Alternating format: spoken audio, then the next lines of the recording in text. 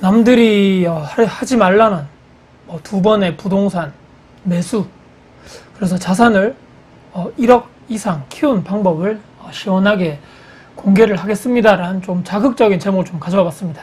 그래, 결심했어. 이런 아파트 투자에서도 이렇게 큰 돈을 벌 수 있단 말이야. 1억 이하 부동산 투자를 해서 5천만 원 이상 전세 상승을 해서 신규 분양권을 매수할 수 있었던 사례, 추가적으로 제가 또 관련된 제가 또 하게 되었던 생각을 정리를 해서 말씀드려 보겠습니다. 기회비용이라는 얘기를 많이 들어보셨을 겁니다. 그 선택의 순간, 물론 제가 오늘 말씀드린 내용은 결과론적인 이야기입니다. 그래서 이렇게 해가지고 1년 전에 2년 전에 투자해서 돈 버신 분들이 많다, 돈을 벌었다, 이런 워딩에 집중하지 마시고 오늘 인생에 우리가 중요한 갈림길 앞에 수많은 선택이 있는데 그 선택에 대한 이야기라고 생각을 해보시면 될 것 같아요. 포항 아파트를 제가 2년 전에 1,000만 원 갭 투자를 해서 1년도 안 돼가지고 거기 사시는 주인분이 이제 세입자로 들어오게 되면서 점유 계정이라 그러죠. 근데 그분이 어떤 사정상에 있어서 계약기간을 채우지 못하고 중간에 이사를 가시는 상황. 그 사이에 상당히 많은 전세가 상승분이 있어서 그렇게 해서 5천만 원 이상의 전세를 1년도 안 돼서 상승분을 제가 회수를 하게 됩니다. 그래서 그 5천만 원을 어떻게 또 다른 곳에 재투자를 할까 여러 가지 그 전부터 이제 또 다른 지방에 고속적으로 공부를 하다 보니까 이 지방 여기를 내가 신축으로 해서 취득세 부담이 되겠지만 그래도 내가 투자를 해서 사야 되겠다. 그래서 12%의 취득세를 제가 부담을 하고 샀습니다. 이 분양권을 산 지도 벌써 1년이 넘어가고 전세 가격 또한 분양가를 이미 넘어서서 실제 거래로 계속적으로 되고 있는 상황입니다. 그래서 1년 뒤에 당연히 이 전세 사시는 분이 아마 그때 가서도 전세가 많이 상승됐지만 계약갱신 청구권을 쓰겠죠. 이 어떻게 정책이 바뀔지 모르겠지만, 그리고 그 내년 그 후에 2년 뒤, 곧 지금부터 3년 뒤입니다. 그때 가서는 전세를 제가 시세대로 이분과 하던 또 다른 분과 맞추던 간에 계약을 하게 되겠죠.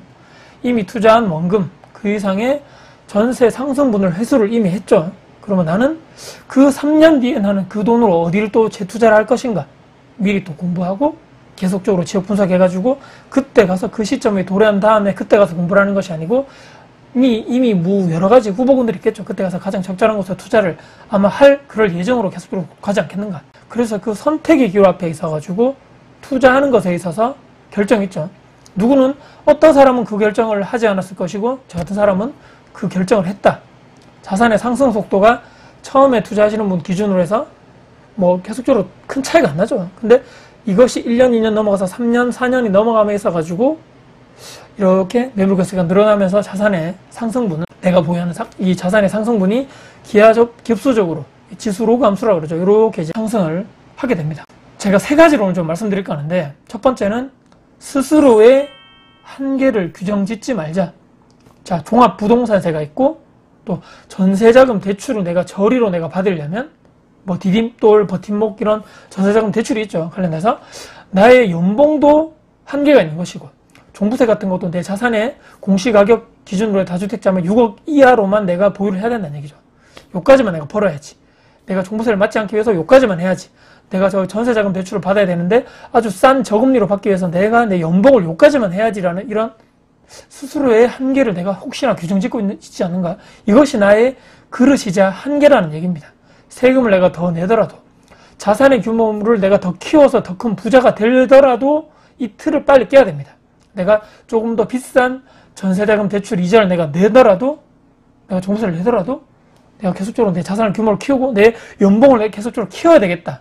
이것이 바로 더 큰 부자가 될 수 있는 유일한 방법입니다. 이것이 바로 공식이고 그냥 국룰, 변할 수 없는 가치라고 아마 생각을 하시면 될 것 같습니다. 두 번째는요. 절대로 남들과 비교를 하지 말자. 특히 남들과 비교했을 때 그 심정 중에서 그 마인드 중에서 시기, 질투, 혐오 나의 생명만 단축시킬 뿐입니다. 배울 점은 배우고 그분들 중에서 정말 잘 나가고 부자가 된 분들 중에서 내 것화하는 스스로 내가 배워서 내 것화 내가 투자했을 때 이걸 써먹어야 되겠다. 그런 과정이 무조건 필요하다. 계속적으로 막 남을 시기 질투하시는 분들은 어떻습니까? 무조건적으로 발전 가능성 그냥 제로입니다. 제로. 후자에 있는 분들은 항상 겸손함을 유지하면서 그분들에게 배우려 하고 그러면 내가 더 성장하고 발전하고 이렇게 되는 것이죠. 후자와 같은 목적을 가지신 분들, 같은 방향성을 가지신 분들, 그런 커뮤니티에 내가 직접적으로 내 발로 찾아가야 합니다.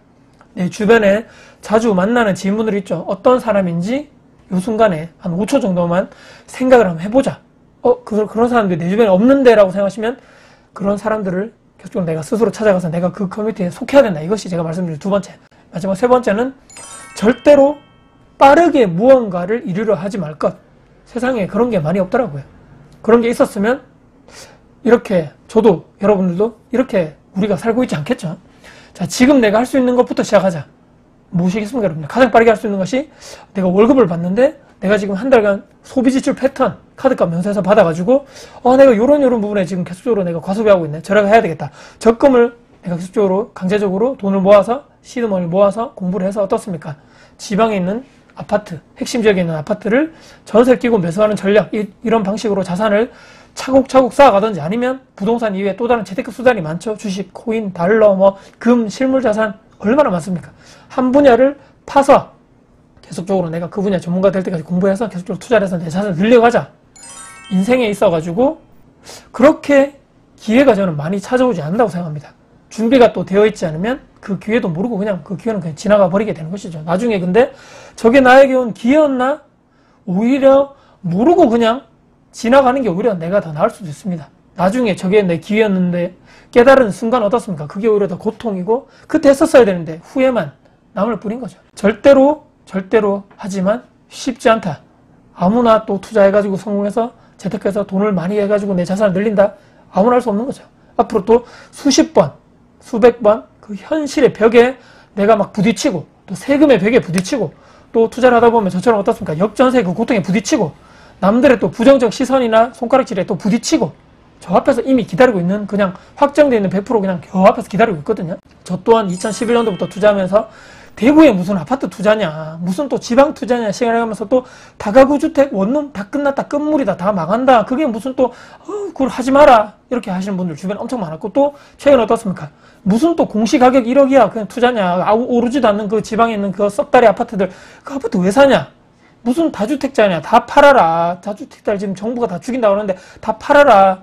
주변인들이 대부분 막았다는 얘기입니다. 또 이번 정부 어떻습니까? 최근에 또 6.21 대책 나왔는데 거기 또 상생임대인이라는 그런 얘기 나왔죠. 무슨 또 상생임대인이냐, 다 망한다, 하지 마라, 그거는 소용없고 뭐 생애 첫 주택 LTV 80% 풀어준다는데 그것도 안 된다, 망한다, 지금 집을 왜 사냐 등등 다 부정적인 얘기. 또 앞으로 또 이번 정부에서 나올 수많은 부동산 대책들이 있겠죠.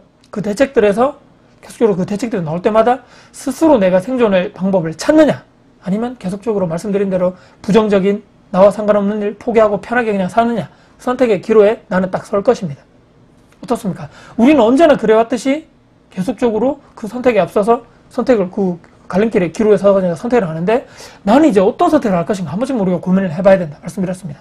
저처럼 올 초반에 다 투자해놓고 시드머니 다 쓰고 대구 아파트 전세 맞추는데 에너지까지 다 써서 내가 계속적으로 건물이라든지 월세 받는 걸 차곡차곡 모아놓고 매장 운영해서 이런 남은 순수익을 차곡차곡 현금화해서 다다음 스텝을 위해서 계속적으로 제도학을 위한 이런 계속적으로 그런 기간으로 삼던지 여러 가지 방법이 있겠죠.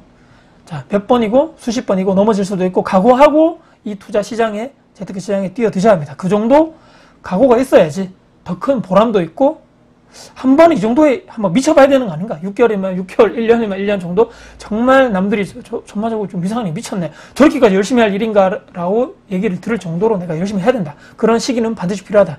그럴수록 나중에 그 달콤한 열매, 어떻습니까? 더 크고 더 맛있을 것이라고 저는 생각합니다. 세상에 공짜 없고 쉽게 얻어지는 것은 절대적으로 없다는 얘기 마지막 말씀드립니다. 그러니까 한 살이라도 어릴 때 우리는 재테크 투자하는 것이 맞고 은퇴 노후 준비를 미리미리 서둘러서 하시는 여러분이 되시는 게 저는 개인적으로 맞다라고 봅니다. 남들이 하지 말라는 두 번의 부동산 투자로 자산을 1억 이상 제가 결과론적이지만 키웠던 방법. 하지만 오늘 제가 절대적으로 말씀드리고 싶은 것은 인생에 있어서 수많은 우리가 그 선택의 그 갈림길에서 어떤 선택을 하느냐에 따라서 또 인생의 여러 가지 방향 갈림길에 설 수 있는데 우리는 어떤 선택을 해야 될 것인가 한 번쯤 우리가 고민해 봐야 될 주제라고 생각해서 제가 오늘 가져봤습니다. 오늘 영상이 여러분들께 도움이 되셨다면 구독, 좋아요, 알람 설정, 댓글 주시고요. 제 영상 주변 분들께 공유될 가치가 있다고 생각하신다면 널리 공유 부탁드리겠습니다. 여러분들 감사합니다. 다쿠TV의 다쿠셨으면 감사합니다.